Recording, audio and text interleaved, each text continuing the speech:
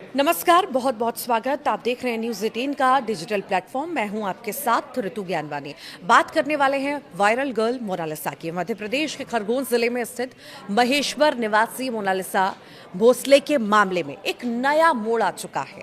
पारधी जनजाति से जुड़ी मोनालिसा को राष्ट्रीय अनुसूचित जनजाति आयोग यानी कि एनसीएसटी की जांच में नाबालिग बता दिया गया। दावा किया गया है कि केरल में फरमान खान संघ विवाह के समय उसकी उम्र महज 18 साल थी। मोनालिसा प्रयागराज, आपको बता दें, प्रयागराज महाकुंभ के दौरान अपनी बिल्लौरी आंखों की वजह से सुर्खियों में आई थी। उसके वीडियो खूब वायरल हुए थे और उसके बाद लगातार वो जो वायरल होती गई, उसके बाद फिल्म के ऑफर आने लगे और सनोज मिश्रा ने फिर अपने साथ काम करने के लिए उसे ऑफर किया। उसके बाद ये मुलाकात होती है फरमान के साथ उसकी और ये प्यार परवान चढ़ता है। परवान चढ़ने के बाद हाल ही में मोनालिसा ने शादी भी की है। मामले पे वापस आते हैं। देखिए, मामले के अनुसार अधिवक्ता प्रथम दुबे जो है वो कह रहे हैं कि 17 मार्च 2026 को आयोग के समक्ष शिकायत प्रस्तुत हुई थी। इसके बाद आयोग के निर्देश पर गठित जांच दल ने केरल से लेकर महेश्वर तक दस्तावेजों और तथ्यों की पड़ताल की, क्योंकि उम्र 18 साल से कम बताई गई है। दस्तावेजों में चौंकाने वाला अंतर देखा गया। जांच के दौरान महेश्वर के सामुदायिक स्वास्थ्य केंद्र के रिकॉर्ड में युवती की जन्म तिथि 30 दिसंबर 2009 पाई गई है।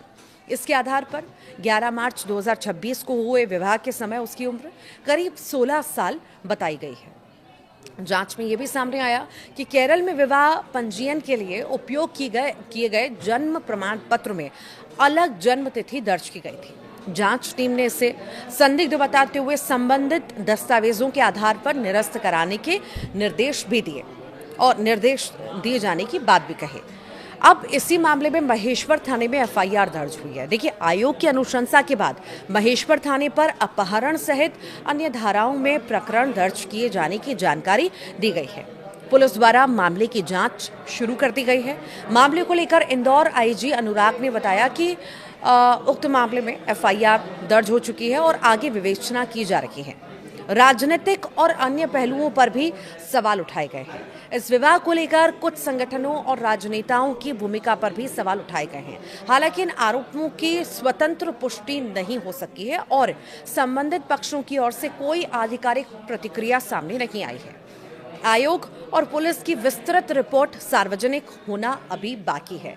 पर मोनालिसा ने शादी कर ली और शादी के बाद ये चौंकाने वाला खुलासा आपने अभी कुछ ही दिन पहले देखा। मोनालिसा ने शादी की और शादी के बाद एकदम से वो प्रेस कॉन्फ्रेंस करती हैं और आकर के कहती हैं कि उन्होंने शादी कर ली, वो बालिग हैं, अपनी मर्जी से, अपनी खुशी से वो शादी कर रही हैं।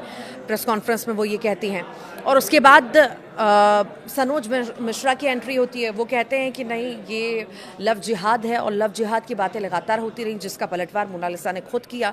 कहा कि नहीं, ये लव जिहाद नहीं है, मैंने अपनी मन मर्जी खुशी से शादी की है और मैं बालिग हूँ।